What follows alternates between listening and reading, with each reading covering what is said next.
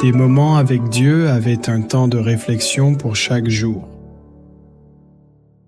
14e, janvier. Autorité intempestive, Ecclésiaste 10h16. Malheur à toi, pays dont le roi est un enfant, et dont les princes mangent dès le matin. Assis autour d'une table, un juge, un procureur, un avocat et quelques amis proches attendent un bon repas. Les propriétaires du restaurant avaient préparé quelque chose de spécial, car ils étaient tous heureux d'avoir réussi d'arrêter un homme accusé d'avoir abusé d'un mineur. Cependant, en tant que gardien de la justice, il s'était vendu pour un festin de nourriture afin de servir une cause injuste. L'adolescent avait menti et Barbe savait que ce n'était pas vrai. Les preuves n'indiquaient pas la culpabilité et pourtant ils ont condamné l'innocent. Avec le gêne et de la fourberie, ils sont parvenus à leur fin. Et maintenant ils se sont rassemblés pour fêter cela, comme l'esprit des gens qui, pour de la nourriture, se vendent pour faire le match peut être ennuyeux. Lorsque le plaisir d'aimer délicat est un vice insurmontable, les personnes exerçant des fonctions publiques agissent de manière inappropriée et font des choses qui nuisent à des personnes innocentes. Comment est-il possible de se vendre pour un festin de nourriture? Cela semble impossible. Et pourtant cela se produit encore et encore, lorsque les gens se réunissent pour manger et boire. Ils se mettent d'accord sur de choses qu'ils ne devraient pas. Seuls des hommes de stricte tempérance et d'intégrité devraient être admis dans nos chambres législatives et élus pour présider nos tribunaux. Combien d'innocents ont été condamnés à mort, combien d'autres ont été privés de tous leurs biens terrestres par l'injustice de jurys, d'avocats, de témoins et même de juges qui s'adonnaient à la boisson.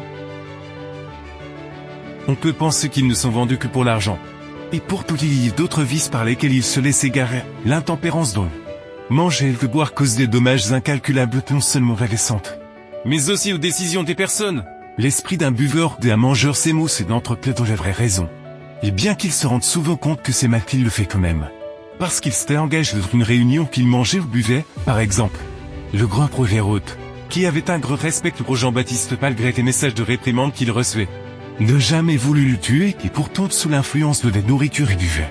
Il s'engageait devant le foule des princes également vieux et gloutons, et donnait n'importe où les princesses Salomé, celle-ci demandait la tête de Jean-Baptiste. Il ne put revenir sur sa promesse. Que ceux qui exercent des fonctions publiques de confiance veillent à ne pas oublier la loi et à ne pas altérer leur jugement par le vin et les boissons fortes. Les gouvernants et les juges devraient toujours être en mesure de suivre l'injonction du Seigneur: tu n'affligeras point la veuve, ni l'orphelin. Si tu les affliges et qu'ils viennent à moi, j'entendrai leurs cris, ma colère s'enflammera, et je vous détruirai par l'épée. Vos femmes deviendront veuves, et vos enfants orphelins. Dieu voit tout ce que les gens font, il sait que nous agissons mal et dans ses paroles. Il dit qu'aucun ivrogne n'entrerait dans le royaume des cieux. Les gens savent que l'alcool est mauvais et ils savent qu'ils ne doivent plus manger trop. Mais ils le font malgré tout ce qui indique qu'ils sont encore esclaves de leurs appétits. Cela peut être surmonté, cette tempérance est un don de Dieu. Pour tous ceux qui reconnaissent qu'ils sont dans l'erreur et qu'ils ont besoin de nouvelles habitudes de vie, nous devons toujours nous recommander au Seigneur, en demandant que sa puissance agisse pour nous. Amen. Merci pour écouter cet audio. Nous vous invitons à partager avec votre. Contactez et visitez le site web. Biblewell.com